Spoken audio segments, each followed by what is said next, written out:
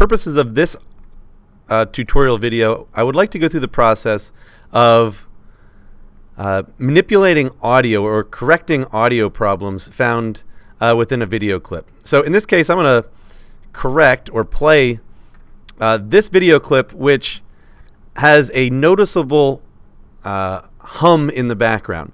I'm not sure if it's due to the location of the microphone, whether it's next to an electronic device or whether it's next to a blower. But in the case of this audio, there's this background noise that sounds rather staticky, which we'd like to get rid of.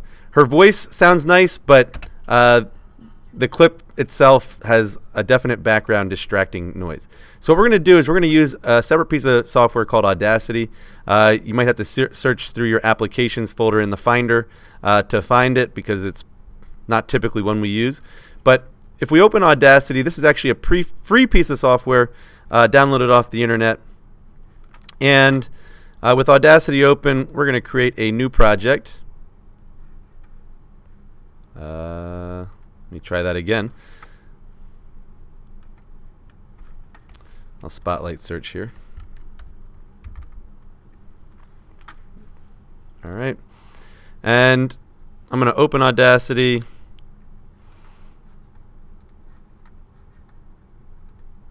And the first thing I want to do is go and import. Actually, I'm going to open a project. So when I open this file up, I'm going to go and navigate to my desktop where I saved this file. Now, you may have this file saved onto your SD card, and you can access your SD card as well. But the movie file that has that background noise can be selected. And in this case, I'm going to open it. And Audacity is an audio editing piece of software. So what it's doing is pulling the audio off of the .mov file, which I've already identified and played. Now, I can play this and listen to the audio, see the obvious waveform, and here in the middle,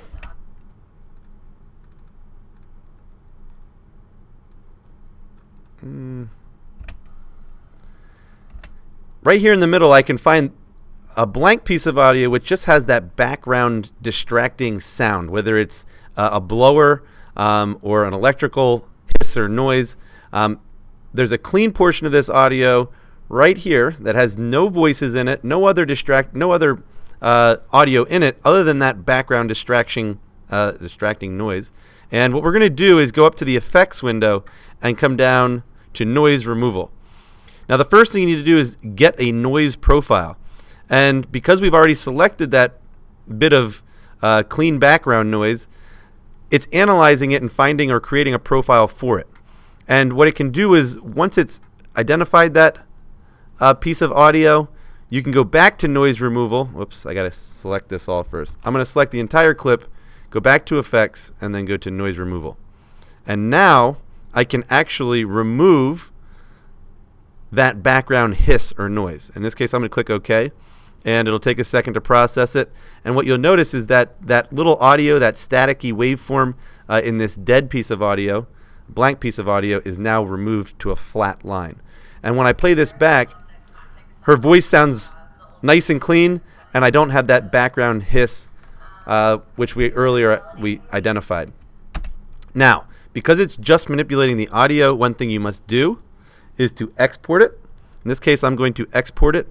And given that we're working on Apple computers, I'm going to use an AIFF file, and I'm going to save this. It's using the exact same file extension as the video file originally, but it's going to create it as an AIFF audio file. So if I click save, which I've already done this before once, I'm going to exit Audacity now. And I have my original movie file, and now I have an audio file that has the exact same audio, but it's also, the audio has been improved, or we've removed that distracting background piece. Now, in Final Cut, you can import whatever part you didn't have. In this case, I already had the video file imported, and I now have the audio file, which I've imported already. Save some time. And I can now drag these two clips down into my project. Now, I don't want them aligned like that. What I want to do is stack them on top of each other. Would Sincere Sanchez and Lydia Altamar please report to room 506? With these two clips stacked on top of each other, I can remove the original video's audio and I can just use the alternate audio, which we've just created, as a replacement. So these two are now synced up. They're the same length, so it's easy to sync, not a problem. And the audio has been cleaned up by a piece of software which is good at targeting the audio, as opposed to some of the tools found within Final Cut, which I don't think do a great job. This background noise removal will try to do the same thing, but I find it often affects the voice pretty significantly. So in this case, we just went through and cleaned up that background noise from our microphone. One additional thing you can do, instead of placing two separate clips, is if you select both of these, we know that they're the same file, they have the same number associated with them, same title. But if we right-click them or control-click, we are now able to also synchronize these clips.